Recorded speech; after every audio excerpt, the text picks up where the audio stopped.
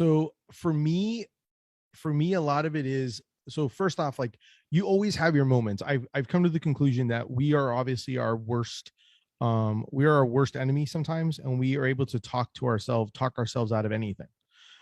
So for me, a lot of times I will tell you that when I do finally take the moment to cheer on and celebrate the little victories, I do always remember and then give myself like the pat on the back saying, well, I'm glad you didn't always just talk about it.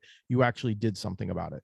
So that's definitely one aspect of it that I definitely think that is very important. I tell a lot of small businesses, I sometimes need to practice what I preach, and I am usually pretty good at it, but I tell people, even when you're starting out, get like a little note card or a little something and write down like all the little victories that you've done. You tend to forget during the course of a year all the things that you've accomplished and do, because you only remember what's in the short term.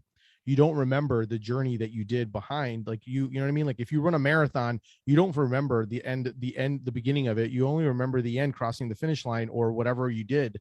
You don't remember all the journey that you did before.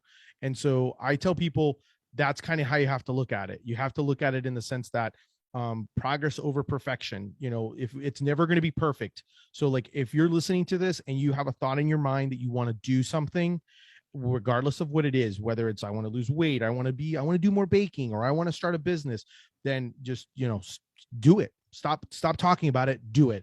And for me, I hung up on like something as trivial as my name. My name is Deli Fresh Threads. I mean, how generic and obvious is it? I didn't want to use the word fresh because everyone was using the word fresh, but at the end of the day, like, it's exactly what my brand is. It took me 6 months to figure that name out. I was trying to figure out everything, but I didn't let it hang me up. And that was the key, because what happens is sometimes we get hung up, or we have the analysis of paralysis. You know what I mean? Like, where we start overthinking everything.